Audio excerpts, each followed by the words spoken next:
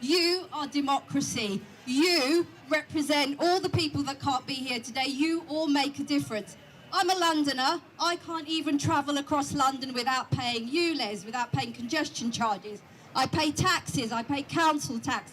I have to pay on top of that. Sadiq Khan is destroying London. He's destroying the city that I love. We're going to take London back, aren't we? We're going to stop LTNs. We're going to stop 15-minute cities. We're going to stop this war on drivers.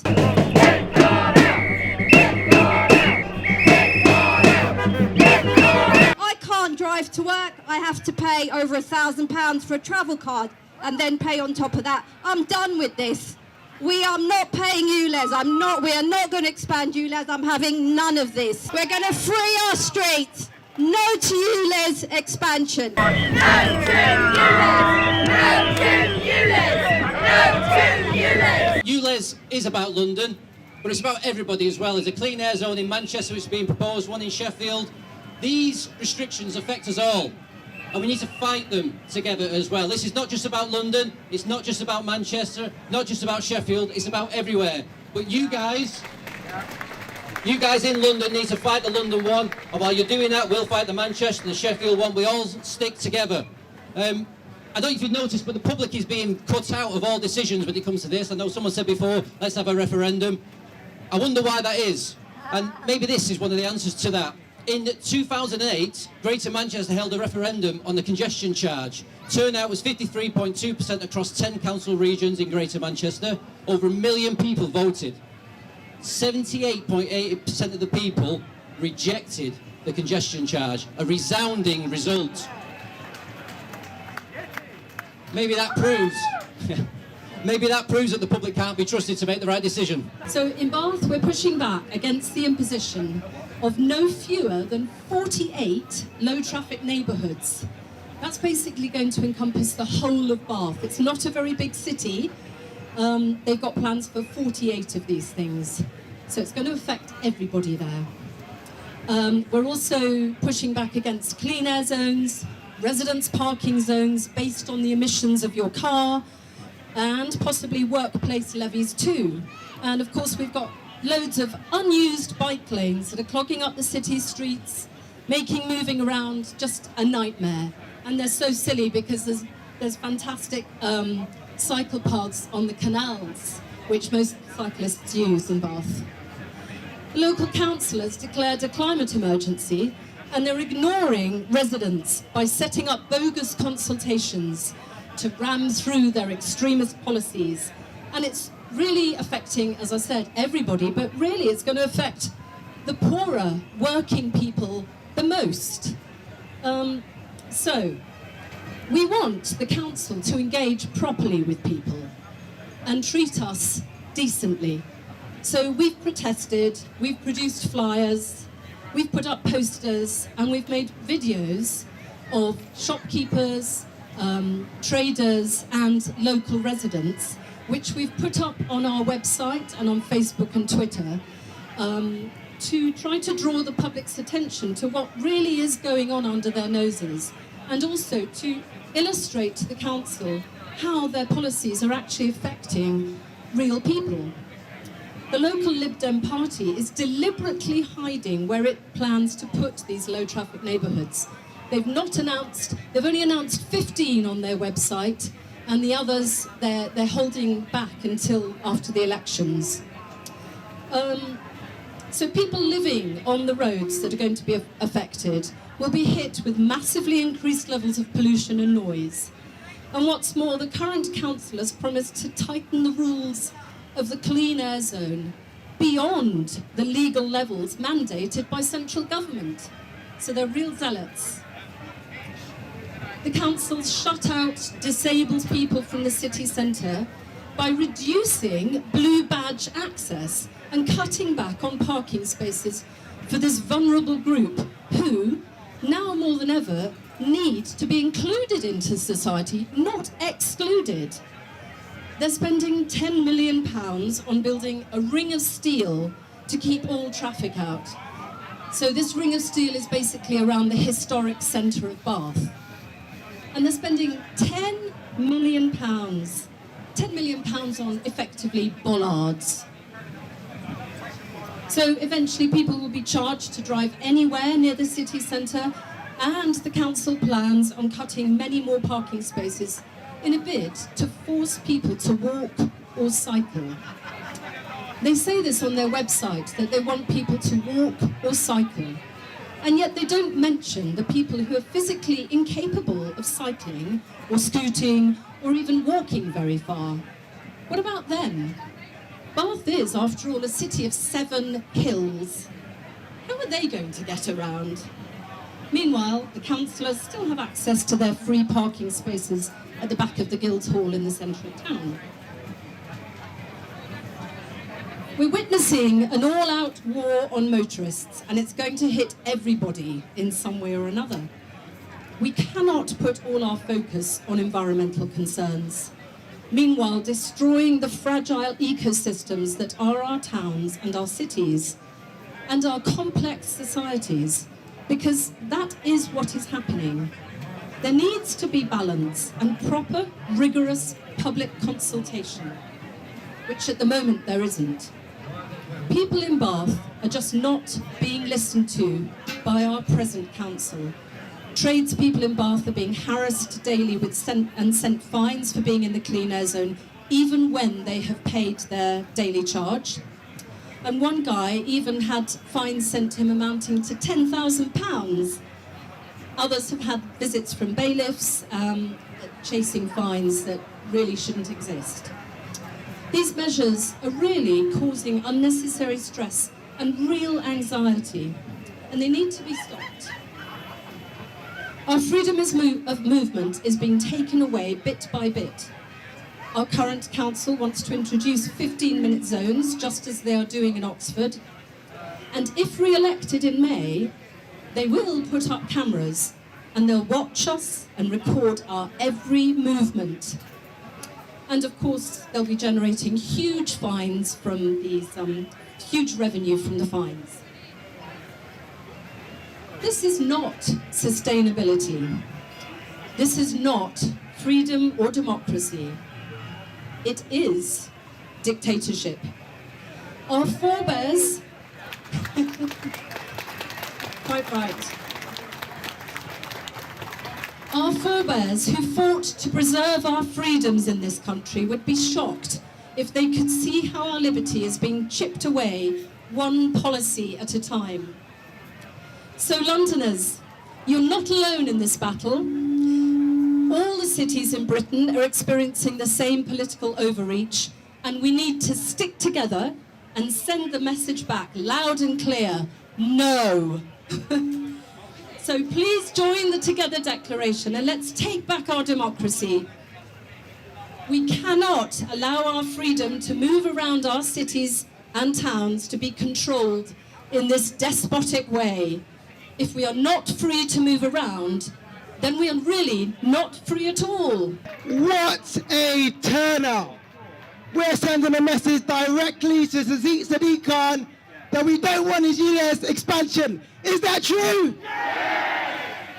You've been here. Show Sadiq Khan how strong Londoners feel about his poor choice of this Ulez expansion.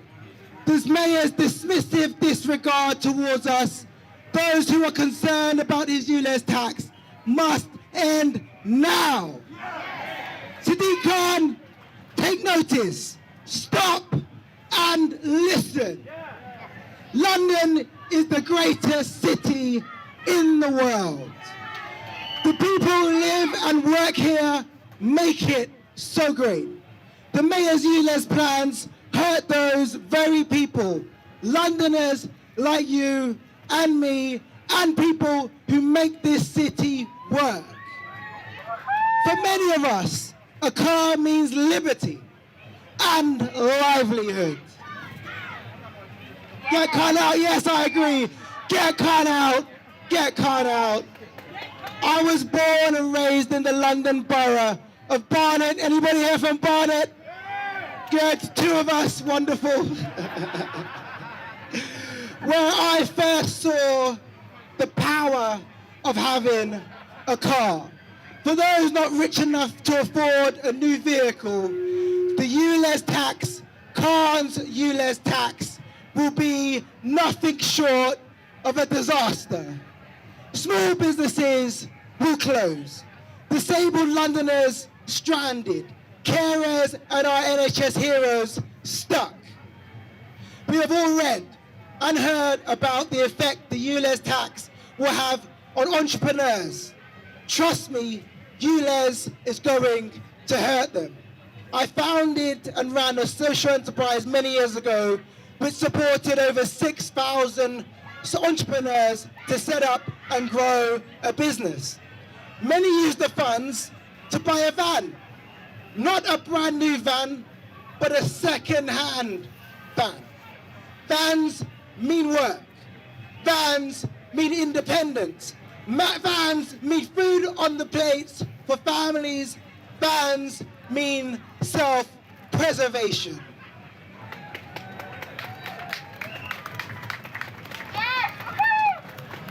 The Federation of Small Businesses has found that 18% of companies who have vehicles that are not Ulez compliant will close.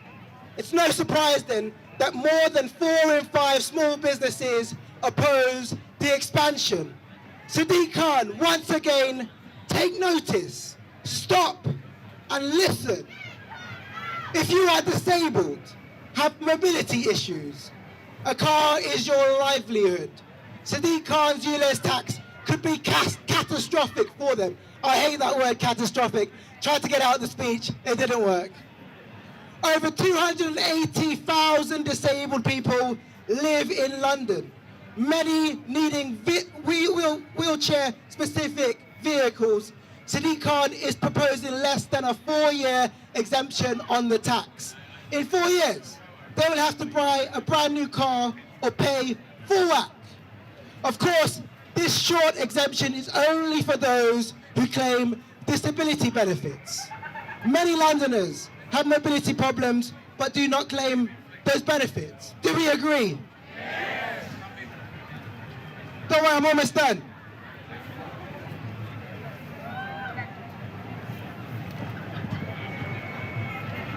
Awkward moment trying to get through the next page. So my message to the Mayor is please listen to us. Londoners do not want your tax. Stop the expansion process right now and listen. Mr. Mayor, if you feel strongly about Ulez zones, put it in your manifesto, let's debate it and let the people decide. Mr. Mayor, if you want to support small businesses, if you want to enable those with disabilities, such as our elderly, if you want to support our NHS heroes, then the one thing you need to do is stop the Ulez tax right now. Well, I'm Simon Forthorpe and I'm one of the councillors on part of the Fearless 5 councils that are challenging Mr. Khan through the courts. And we will take it all the way. I can assure you of that. Now, Mr. Khan doesn't understand you lot. He thinks, for some reason, he thinks you're all extreme right-wingers. Are you extreme right-wingers? I don't think he heard that. No, they are not. Are you COVID deniers? No! So this is the whole point about it. He would have us painted as daft, stupid people because he's lost the argument. And one of the next things I want to talk about is air quality, okay? Today, in inner London, every one of you is breathing worse air than you would do if you was in my borough in Bromley. Here today, there's already Ulez here, and what he's doing is he's making outer London pay for his mistakes in inner London. And the other thing is, and you don't have to take my word for it, there's an independent report by a company called Jacobs. Go and look at their maps. You'll see that it's all lovely blues and greens in outer London, reds and yellows in inner London. Maybe that's something to do with the politics, I don't know. But that is an air quality map, and that is fundamentally true. But we know, everybody here knows, it's not about air quality one little bit. It is about road pricing. Mr. Khan is not even a Trojan horse anymore. He's got out of the horse, he's waving the flag and said, do you know what, I'm going to charge road pricing. I don't know if you've seen his accounts, but in 2027, he will raise no money whatsoever from Ulez. So he's got to get some money somehow, and that means today you may be Ulez compliant, but tomorrow or in 2025 when he brings in road pricing, you will not be. Fundamentally, he's after you. He's after everybody. I drive an electric car. I know what's coming. I'll be charged. Believe me. So, the next thing I want to say is, if I was standing for mayor, I would do three things. I pledge three things. The first one would be, I would scrap Ulez.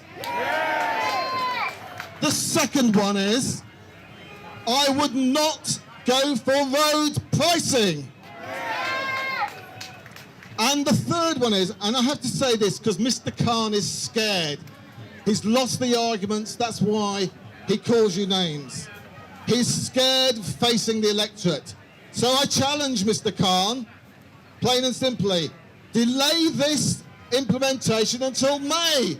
Let the electorate decide. What are you afraid of? And we know what he's afraid of. He's afraid of you, good people. That's what it is. So my pledge would be, if I was standing for mayor, is I would say, anybody that is fined, if you are fined between now and the election, you will get a full refund if Khan is kicked out. A full refund. Do you like that? Do you like that? Good. And finally, there's a few other things we've got to just wrap up here because we know all about this. And that is that he's not getting the message.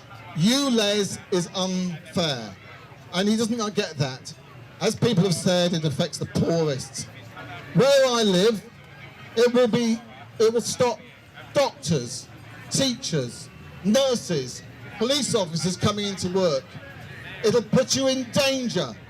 It will put you at risk. You might not get taught. You might not be able to go to hospital because of all those things. Those people, and we already know of some that are swapping their jobs at the Prue in Bromley to go and work outside because they don't want to face the congestion charge. That's how it impacts people. It affects everyday people.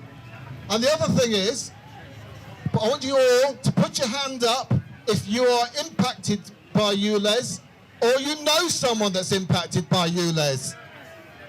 And there you have it. Everybody knows somebody in outer London that is seriously impacted by Ulez. That's why we've got to stop this. That's why we have to make it an election issue, regardless of what happens. So, what we have to say to Mr. Khan one more time, stop Ulez! Stop Ulez! Stop Ulez! Stop Ulez!